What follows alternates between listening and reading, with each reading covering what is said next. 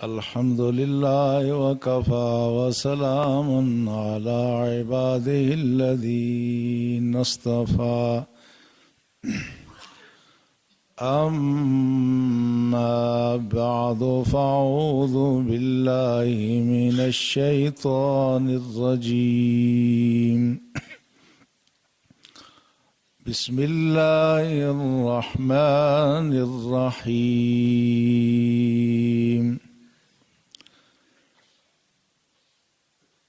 فالذين آمنوا به وعزروا ونصروا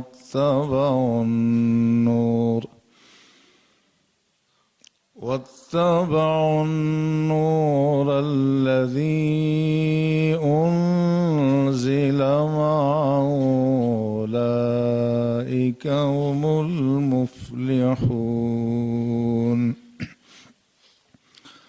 آمنت بالله صدق الله مولانا العظيم قال الله تبارك وتعالى في شان حبيبه الكريم إن الله وملائكته يصلون على النبي يا أيها الذين آمنوا صلوا عليه وسلموا تسليما اللهم صل على سيدنا ومولانا محمد وعلى آله وصحبه أجمعين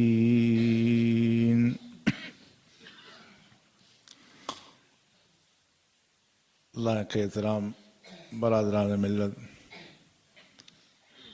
گزشتہ جمعۃ المبارک میں ہم نے جس موضوع پر گفتگو شروع کی تھی، یعنی اللہ جل شانہ کی ایک حقیر سی مخلوق پر، آج بھی اسی پہ بات آگے بڑھانا یہی ہمارا ارادہ تھا۔ بعض اہل علم نے اس بارے میں کافی مفید معلومات بھی فراہم کی ہیں، مگر گزشتہ ہفتے کچھ ایسے واقعات رونما ہوئے جن کی وجہ سے بعض احباب نے اس طرف توجہ مبذول کرائی کہ رسول اللہ صلی اللہ علیہ وسلم کی عزت اور حرمت پر گفتگو کی جائے، اور اس بات پر بھی قرآن و سنت کا موقف وضاحت کے ساتھ پیش کیا جائے کہ کوئی شخص اگر دین کے معاملات میں بے ادبی، توہین اور گستاخی پر اتر جائے اور کوئی شخص اس کو ماوراء عدالت ہی قتل کر ڈالے تو اس کا شرعی حکم کیا ہے۔ آج ہم اسی پر گفتگو کرنے کی کوشش کریں گے۔ سامعین ذی وقار، اس کائنات میں کچھ ہمارے خونی رشتے ہیں، وہ خونی رشتے اپنے اپنے مقام پر لائق تعظیم و تکریم ہے۔ سب سے اہم رشتہ والدین کا ہے، چونکہ ان کے احسانات اولاد پر سب سے زیادہ ہے۔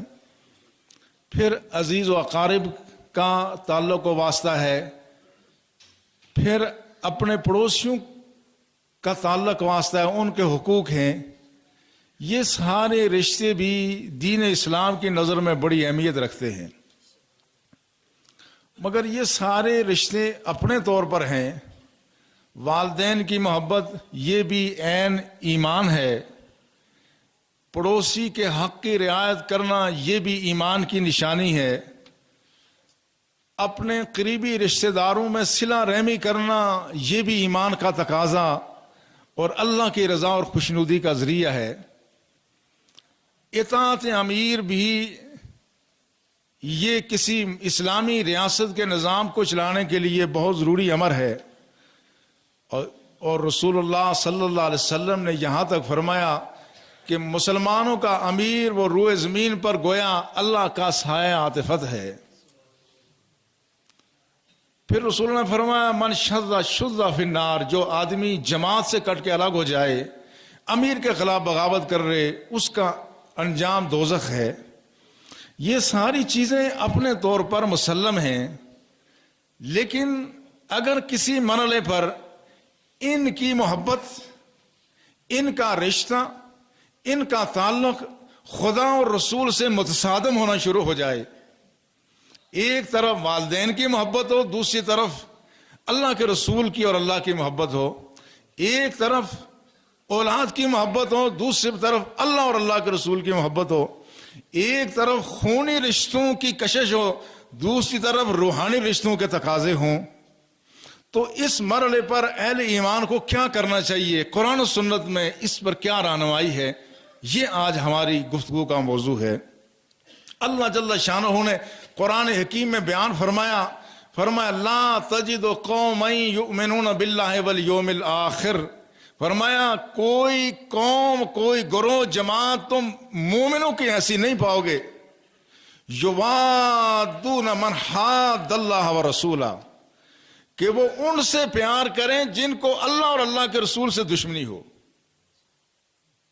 پھر قریبی رشتے بتائیں، وَلَوْ كَانَ آبَاؤُهُمْ لَا تَجِدُ قَوْمًا يُؤْمِنُونَ بِاللَّهِ وَالْيَوْمِ الْآخِرِ يُوَادُّونَ مَنْ حَادَ اللَّهَ وَرَسُولَهُ وَلَوْ كَانَ آبَاؤُهُمْ أَوْ أَبْنَاؤُهُمْ أَوْ إِخْوَانُهُمْ أَوْ عَشِيرَتُهُمْ، خواہ وہ خدا رسول کے دشمن ان کے باپ کیوں نہ ہوں، ان کے بیٹے کیوں نہ ہوں، ان کے رشتہ دار کیوں نہ ہوں، ان کے کنبے قبیلے کے لوگ کیوں نہ ہوں، لیکن کوئی مسلمان جماعت یہ اس بات کی متحمل نہیں ہو سکتی کہ خدا اور خدا کے رسول کے دشمنوں کو اپنا دوست بنا لے۔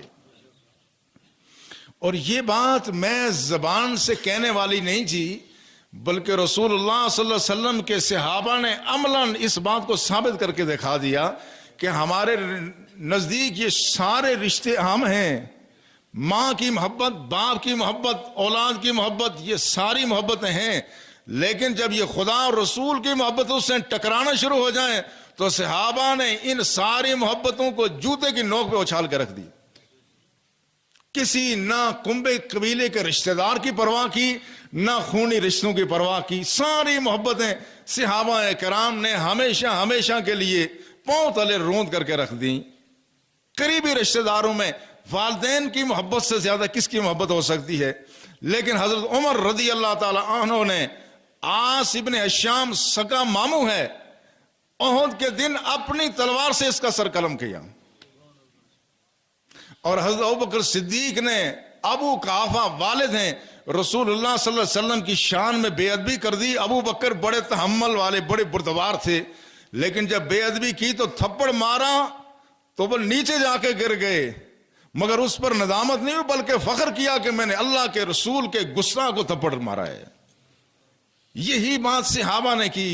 یہی حضرت مصعب ابن عمیر ہیں کہ بدر کا مارکا قائم ہوا، انہوں نے اپنے سگے بھائی عبید کو اپنے ہاتھ سے قتل کیا، اور اسی طرح سے حضرت حمزہ رضی اللہ تعالی عنہ نے اپنے قریبی رشتہ داروں کو، عتبہ اور شیبہ کو اپنی تلوار سے ٹکڑے ٹکڑے کر کے رکھ دیا۔ یہ وہ عمل ہے کہ اللہ جل شان نے فرمایا فَإِنْ آمَنُوا بِمِثْلِ مَا آمَنْتُمْ بِهِ فَقَدِ اهْتَدَوْا، قیامت تک آنے والے مسلمانوں اگر تم ویسا ایمان لاؤ گے جیسے صحابہ لائے تھے تو پھر ہدایت یافتہ ہو گئے۔ اگر یہ سارے رشتے درمیان میں حائل ہو جائیں اور آدمی نمازیں بھی پڑھتا رہے، روزے بھی رکھتا رہے، صدقہ تو خیرات بھی کرتا رہے، پارٹیوں کے ساتھ اپنی وابستگی بھی قائم رکھے، اور یہ سمجھے کہ میں مسلمان ہوں، قرآن کہتا ہے ایسا شخص مسلمان نہیں ہو سکتا۔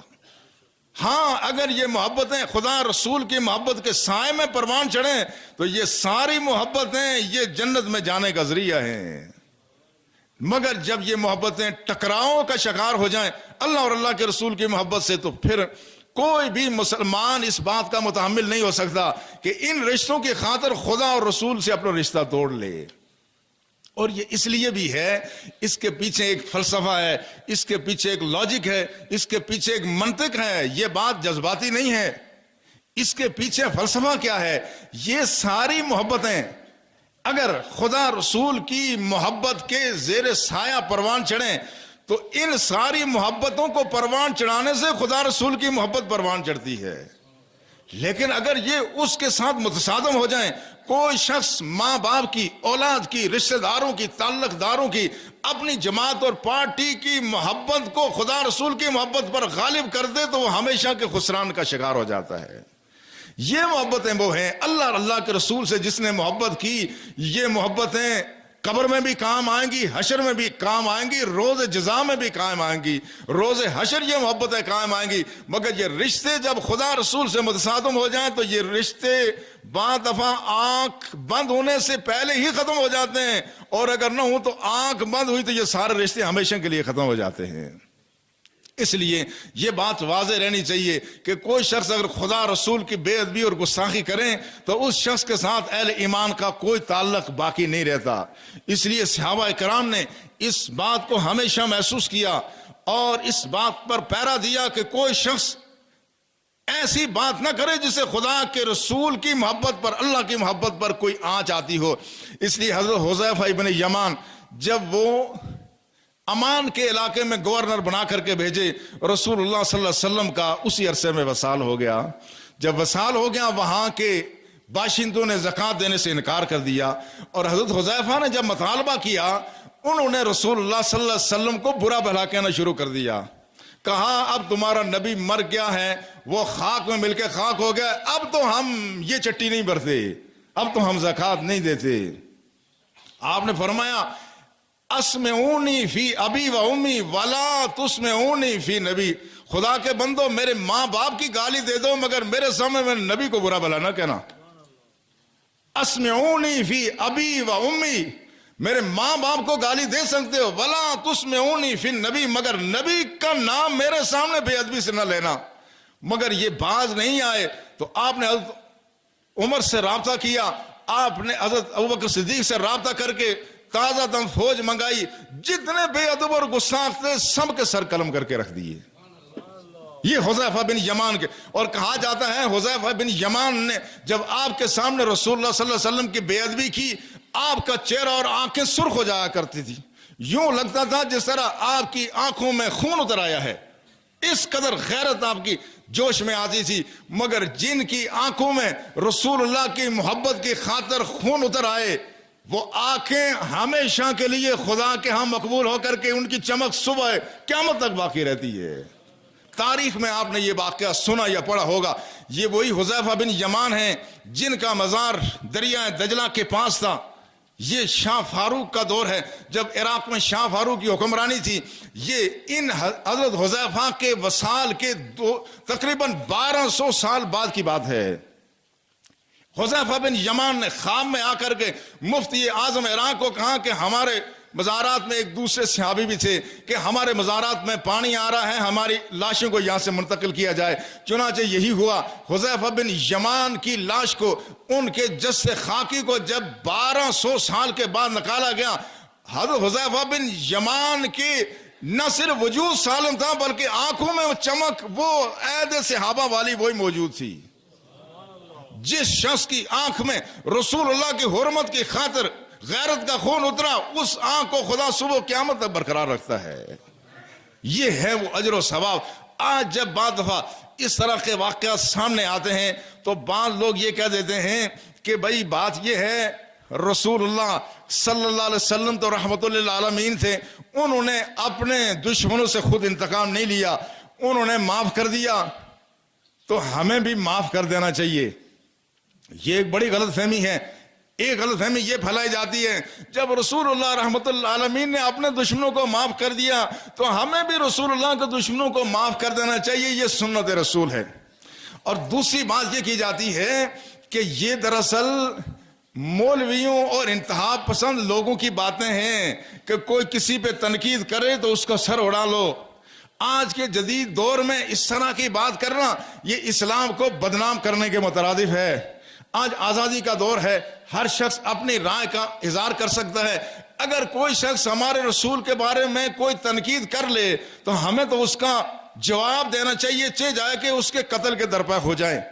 آج کا ایک گمراہ جدید فکر رکھنے والا جو جدید نہیں ہے، جو جہالت کی فکر رکھتا ہے، وہ طبقہ یہ تاثر دیتا ہے کہ یہ سارا مولویوں نے دین کو تنگ بنا دیا ہے، ورنہ رسول اللہ صلی اللہ علیہ وسلم کا دین تو یہ رحمت کا دین ہے، یہ معاف کرنے کا دین ہے، یہ صبر اور تحمل کا دین ہے۔ یہ مولویوں نے بے صبری اور انتہا پسندی مذہب میں پیدا کر دی ہے۔ ان دو سوالات کے جواب میں یہاں عرض کرنا چاہتا ہوں کہ کیا یہ بات درست ہے یا نہیں ہے۔ یہ بات اپنے دور پہ درست ہے کہ رسول اللہ صلی اللہ علیہ وسلم رحمت للعالمین ہیں، اور رسول اللہ صلی اللہ علیہ وسلم نے اپنے بہت سارے دشمنوں اور مخالفین کو معافی فرمایا۔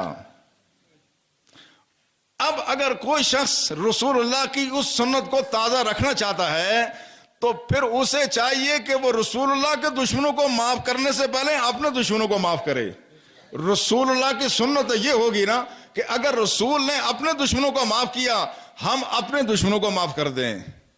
لیکن اگر ہمارے باپ کو کوئی گالی دے اور ہم تلملا اٹھیں، اس کی جان لینے کے درپے ہو جائیں، اور اگر ہمارے رسول کو کوئی برا بلا کہیں تو اس کو معاف کر دیں، یہ رحمت للعالمین کا تذکرہ نہیں ہے، رسول اللہ سے غداری کا اظہار ہے۔ رسول اللہ کی سنت پر عمل کا مطلب یہ ہوگا کہ اگر کوئی ہمیں برا بلا کہہ دے، ہمارے والدین کو کہہ دے، تو ہم صبر و تحمل کا مظاہرہ کریں، اپنے دشمنوں کو معاف کریں۔ مگر جہاں تک رسول اللہ کے دشمنوں کو معاف کرنے کی بات ہے، یہ اختیار اور حق اللہ کے رسول کو تھا، وہ دنیا سے تشریف لے گئے۔ اب اللہ کے رسول کے دشمن کو معاف کرنے کا حق کسی مسلمان کو نہیں ہے۔ دوسری بات یہ کہ رسول اللہ صلی اللہ علیہ وسلم نے دشمنوں کو معاف بھی کیا، مگر اپنے گستاخوں کو قتل کرنے کی اجازت بھی دی۔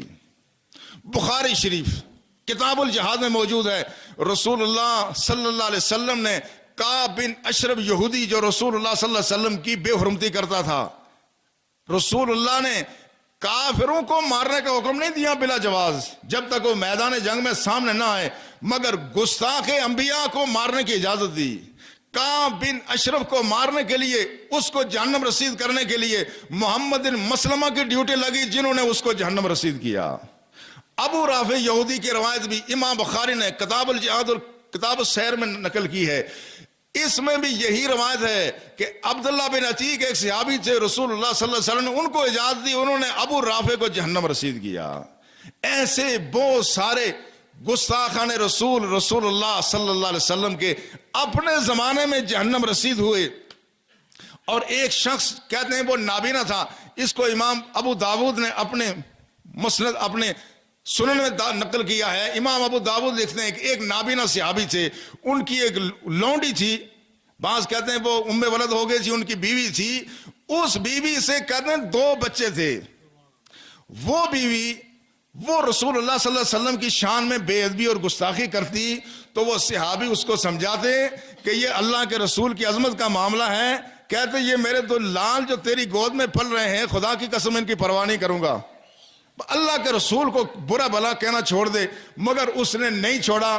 آخر ایک رات کو جب اس نے رسول اللہ صلی اللہ علیہ وسلم پر طعن و تشنیع شروع کی، یہ صحابی اٹھے اور اس کو جہنم رسید کر دیا۔ رسول اللہ صلی اللہ علیہ وسلم کو جب پتہ چلا تو دوسرے دن کہا وہ شخص کدھر ہے جس نے رات اپنی بیوی کو قتل کیا؟ وہ صحابی کانپتے ہوئے آئے کہ نہ جانے اب میرا انجام کیا ہوگا۔ رسول اللہ صلی اللہ علیہ وسلم نے پوچھا کیوں قتل کیا؟ عرض کیا یا رسول اللہ آپ کی بے ادب اور گستاخ تھی، آپ کے شان میں بے حرمتی کرتی تھی، کئی بار سمجھایا کہ یہ باز آ جائے لیکن یہ باز نہیں آئی۔ آج وہ میں نے اپنے موتی جیسے 2 بچوں کو بھی نہیں دیکھا کہ ان کو کون پالے گا، مگر آج میں نے اس کو جہنم رسید کر دیا۔ اللہ کے رسول نے فرمایا الاشہدو ان دمہا حضر، کہا گواہ رہو اس بے ادب اور گستاخ عورت کا خون تمہیں معاف ہو گیا ہے۔ یہ ہے رسول اللہ صلی اللہ علیہ وسلم کی یہ بھی سنت۔ اور یہ بات کہنا کہ یہ مولویوں کی بات ہے، ہرگز یہ بات نہیں ہے، یہ ہر دور میں صحابہ کے دور سے لے کے اب تک یہ اس پر اجماع رہا ہے۔ اور یہ صرف ہمارے مسلمانوں کی بات نہیں ہے، یہ اس سے پہلے جو کتابیں ہیں اس میں بھی یہی حکم تھا۔ آج مغربی میڈیا مسلمانوں کو حذف تنقید بناتا ہے، اور ہمارے جاہل اور نادان قسم کے حکمران جو ذہنی طور پہ مغرب کے غلام ہیں، ان کو پتہ بھی نہیں ہے کہ خود ان لوگوں کی مذہبی کتابوں میں کیا ہے، ان کے اپنے قوانین میں کیا ہے۔ آج اگر کوئی یہ بات کہے کہ مسلمانوں میں گستاخ رسول کو قتل کرنے کی اجازت ہے، ہمارے حکمران یہ مادت خواہانہ رویہ اختیار کرتے ہیں، یہ کہتے ہیں شاید یہ کوئی اسلام کی کوئی خاص انتہا پسندانہ بات ہے۔ نہیں، آپ دیکھیں تورات کا باب نکالیں، تورات کی کتاب خروج نکالیں، کتاب خروج میں لکھا ہوا ہے کہ کوئی آدمی خدا کو نہ کوسے، کوئی آدمی خدا کو برا بھلا نہ کہے۔ اور یہی بات اس کے علاوہ کتاب الاحبار میں ہے، اولڈ ٹیسٹامنٹ میں یہ چیز موجود ہے۔ کتاب الاحبار اس کا باب نمبر 24 آیت نمبر 17 اور 18 ہے، جس میں یہ کہا گیا ہے کہ کوئی شخص بھی جو اللہ کی شان میں توہین اور بے حرمتی کرے، اللہ کی بے ادبی کرے، کہا اس شخص کو قتل کر دیا جائے اور ساری جماعت مل کے اس کو سنسار کرے، اور اس شخص کو خواہ وہ دیسی ہو یا پردیسی، خواہ وہ اس نبی پر ایمان رکھتا ہو یا نہ رکھتا ہو، لیکن ہر اس شخص کو قتل کیا جائے گا جو اللہ کی بے حرمتی کرے گا۔ اور دوسری عہد نامہ عتیق میں عیسائیوں سے پوچھا جائے۔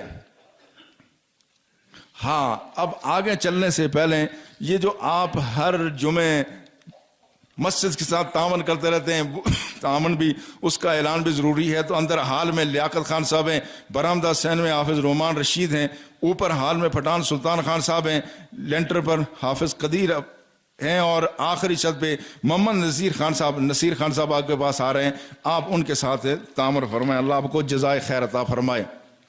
اب ہمارا ارادہ یہ ہے کہ انشاءاللہ یہ مسجد کے چاروں طرف تو بلڈنگیں بڑی خوبصورت بنی ہیں، میں نے کمپنی والوں سے بھی کہا ہے، انتظامیہ سے بھی ہم کہتے ہیں اگر یہ خوبصورت ساری بلڈنگیں بن گئیں اور خدا کا گھر ایسے ہی رہا تو پھر یہ ہمارے ایمان پر سوالیہ نشان ہوگا، یہ سوالیہ نشان ہوگا۔ اس کے بارے میں سب حکومت بھی سوچے، اور کمپنی کے جو متعلقہ لوگ ہیں وہ تو کنٹریکٹر ہے، انہیں اگر کہیں کنٹریکٹ ملے گا تو وہ کام کریں گے۔ اگر کسی نے نہ سوچا تو ہم تو انشاءاللہ صرف سوچیں گے نہیں، انشاءاللہ اس کے لیے عمل بھی کرتے رہیں گے۔ اندر سے تو ہماری مسجد بڑی خوبصورت بنائی ہے ہم نے، مگر اس کو اب نئے سرے سے انشاءاللہ اگر اللہ نے موقع دیا اس کی توسیع بھی کریں گے، اور انشاءاللہ اتنا اس کو وسیع کر لیں گے کہ اگر برف بارش ہو تو آپ سارے لوگ برف بارش اور دھوپ کی سختی سے محفوظ رہ کر کے اللہ کا ذکر بھی کر سکیں اور سربت سجود بھی ہو سکیں۔ اللہ تعالی ہمیں توفیق عطا فرمائے۔ میں عرض یہ کر رہا ہوں، یہی بات انجیل میں بھی موجود ہے، اور انجیل میں کتاب متی میں یہ بات موجود ہے۔ حضرت یسوع مسیح نے کہا کوئی شخص کفر بھی کرے، کوئی گناہ کرے، وہ قابل معافی ہے، لیکن جو شخص روح المقدس یعنی عیسیٰ روح اللہ کی بے حرمتی کرے، کہا وہ جرم قابل معافی نہیں ہے، اس کی جرم کی سزا صرف موت ہے۔ یہ بات جب تورات میں بھی ہے، یہ بات انجیل میں بھی ہے، اور یہ بات رومن لا میں بھی موجود تھی، اگرچہ وہاں سزائے موت نہیں تھی، بعض صورتوں میں سزائے موت بھی ہوتی تھی۔ پچھلے عرصے میں لاہور ہائی کورٹ کے ایک ریٹائرڈ جسٹس میاں افتخار صاحب نے ایوان اقبال لاہور میں اس پر ایک تفصیلی مقالہ پیش کیا، اور اس میں انہوں نے کہا کہ رسول اللہ صلی اللہ علیہ وسلم کی بے حرمتی پر امت متفق ہے کہ اس رسول اللہ کے بے ادب کی سزا صرف موت ہے، اس کے علاوہ کوئی سزا نہیں ہے۔ اور پھر انہوں نے کہا رسول اللہ کے زمانے میں، صحابہ کے زمانے میں بے ادبوں اور گستاخوں کو جہنم رسید کیا گیا، اور اس کے بعد مغلیہ دور میں بھی انبیاء کرام کی توہین کرنے والوں کی ایک ہی سزا سزائے موت تھی، بلکہ برطانوی سامراج کے ہندوستان کا جو دور ہے اس میں بھی سزائے موت دی گئی ہے۔ لیکن انہوں نے کہا بعض ادوار میں سرکاری سطح پر اس سزا کو جب موقوف کیا گیا تو مسلمانوں نے پھر حکومتوں کا انتظار نہیں کیا، بلکہ مسلمانوں نے غازی علم الدین شہید کی روش اپنا کر کے گستاخان رسول کا خود ہی کلا کما کر دیا۔ یہ جسٹس میاں افتخار یہ بات کرتے ہیں، یہ کوئی عام آدمی نہیں ہے، لائر حضرات کو بھی اس پر توجہ دینی چاہیے۔ اگر گستاخ رسول کو قتل کرنا یہ کوئی قانون کی نظر میں یہ کوئی جرم ہوتا تو آپ کو پتا ہے غازی علم الدین شہید کا کیس کس نے لڑا تھا؟ بانی پاکستان قائد اعظم محمد علی جناح نے کیس لڑا۔ کس کا کیس لڑا تھا؟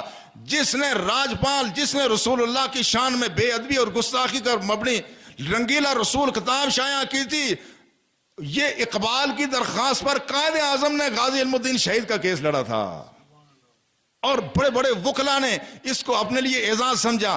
ایک برطانوی ملازم، انگریز برطانوی ملازم میجر کے رینک کا تھا، اس کی بیوی نے جب رسول اللہ کی شان میں بے ادبی اور گستاخی کی تو اس کے گھر میں جو مسلمان خانسامہ تھا، اس زمانے میں انگریز کی نوکری ملتی کس کو تھی؟ غربت کا دور تھا، اس میں جو انگریزوں کے خانسامے ہوتے، میں نے اپنے گاؤں میں کئی لوگوں کو سنا، ان کو لوگ چھوٹے صاحب کہتے تھے، ان کی پتلونیں آنکھیں پہنتے تھے، لوگ کہتے یہ چھوٹا صاحب ہے۔ یہ صورتحال تھی، مگر اس خانسامے نے کیا کیا؟ اس انگریز میجر کی بیوی کو جہنم رسید کیا، اس کو قتل کیا۔ جب مقدمہ عدالت میں گیا تو اس میں سر میاں محمد شفیع جو ایک بڑے قانون دان تھے اور یہ وائسرائے کی ایگزیکٹو کونسل کے ممبر بھی تھے، مگر انہوں نے کسی بات کی پرواہ نہیں کی۔ یہ پیروی کرنے کے لیے جب کیس کی گئے اور جب وہاں بحث چھڑی، کراس کوسچننگ ہوئی، تو میاں سر محمد شفیع کی آنکھوں میں آنسو چھلک آئے۔ جب آنسو چھلکے تو انگریز جج نے کہا کہ تم تو بڑے کول مائنڈڈ آدمی ہو، تم تو بڑے ٹھنڈے مزاج کے آدمی ہو، حیرت کی بات ہے کہ تم جذباتی ہو گئے ہو۔ انہوں نے کہا آپ کو پتہ نہیں ہے کہ جس کے نبی کی بے حرمتی کی جائے اس کے دل پر کیا گزرتی ہے۔ انہوں نے کہا وہ خانسامہ تھا، خدا کی قسم اگر محمد شفیع بھی اس مقام پر ہوتا تو وہی کام کرتا جو خانسامہ نے کیا ہے۔ تمہیں ہمارے جذبات کی اس کیفیت کا اندازہ نہیں ہے، لہذا ہر دور میں ملت کے جو روشن خیال لوگ تھے انہوں نے بھی گستاخانہ رسول کو جہنم رسید کرنے والوں کے مقدمات کی پیروی کی ہے۔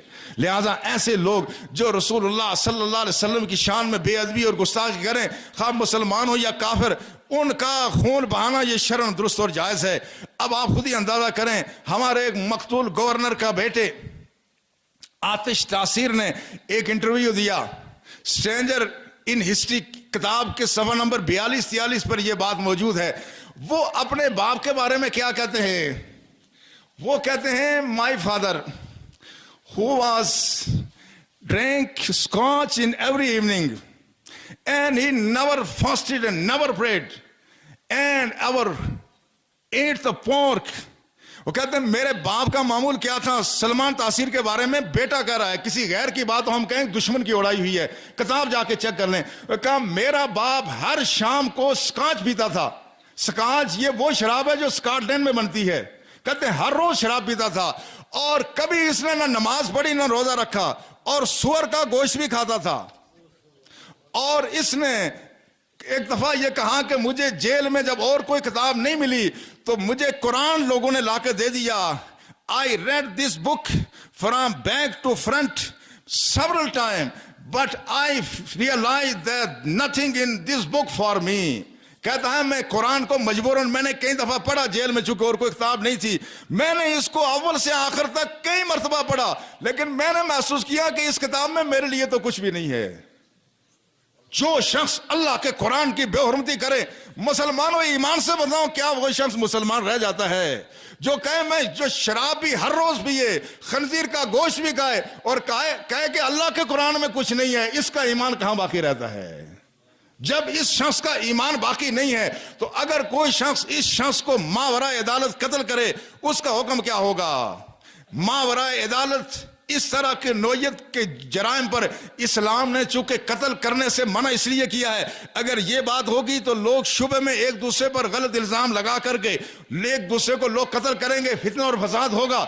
لیکن جب یہ بات مسلم ہو جائے تو فتاوی قاضی خان جو فقہ حنفی کی مسلمہ کتاب ہے اس میں لکھا ہوا ہے ان الردۃ تبطل عصمت نفسہ ولو قتل عمدا و خطا بغیر حکم سلطان او بحکم قاضی فلا شیء علیہ۔ فرمایا جس شخص نے جو مرتد ہو جائے، جو شخص شراب کو حلال سمجھے، جو شخص خنزیر کے گوشت کو حرام سمجھے، حلال سمجھے، جو شخص اللہ کے قرآن کو کہے یہ تو کچھ بھی نہیں ہے، کیا وہ مرتد ہو جاتا ہے یا نہیں؟ اگر وہ مرتد ہو جاتا ہے تو یہ متفقہ بات ہے